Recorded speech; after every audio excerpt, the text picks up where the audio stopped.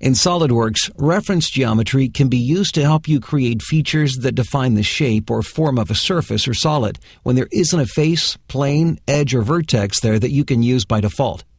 Reference geometry includes planes, axes, coordinate systems, and points.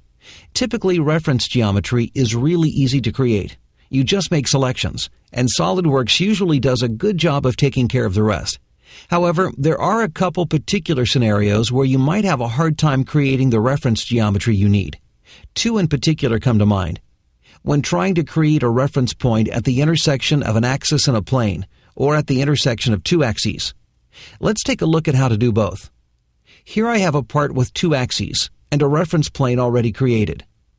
In this first example, I want to create a reference point located at the intersection of the two axes. To do this, your first instinct might be to use the reference point feature with an intersection setting. Let's see what happens when we try this. I'll go to the reference geometry drop-down in the Features toolbar and select Point.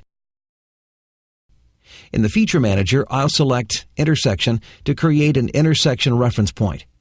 Notice the Selections box is automatically highlighted.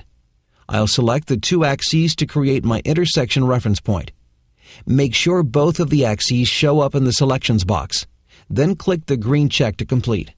When I do, you'll notice an error message pops up, telling me that SOLIDWORKS has failed to create a reference point, so this clearly won't work. Now what about the axis and plane?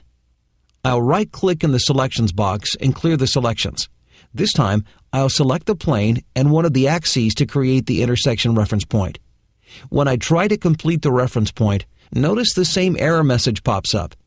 Unfortunately, SOLIDWORKS just won't let me create a point using these types of selections. To create an intersection reference point between a plane and an axis, or between two axes, we'll have to use a workaround. One easy way to approach this is by using a 3D sketch containing just a single point.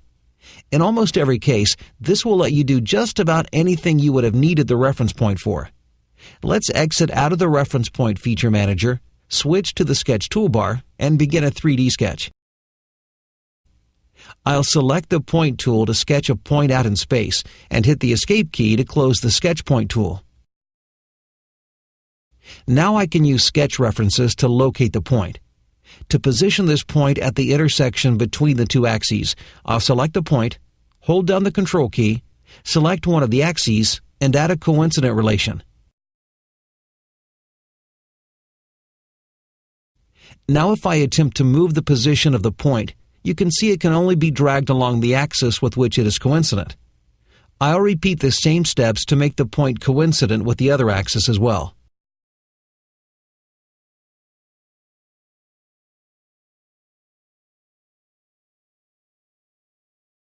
Once this second relation is added, notice the point is no longer movable, and SOLIDWORKS tells me that it is fully defined. Similarly, to create an intersection point between a plane and an axis, I'll create another 3D sketch.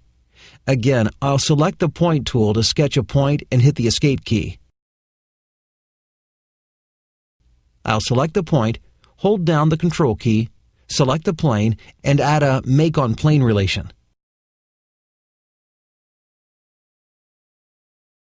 Finally, I'll make point coincident with one of the axes.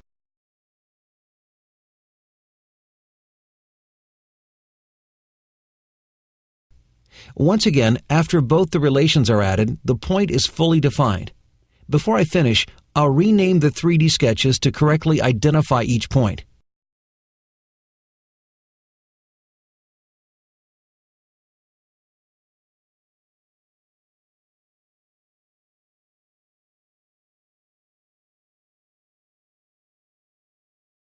There you have it, intersection reference points between two axes and between a plane and an axis. Although the points are not made with the reference geometry feature, you'll be able to use them for just about everything you would have otherwise used a reference point for.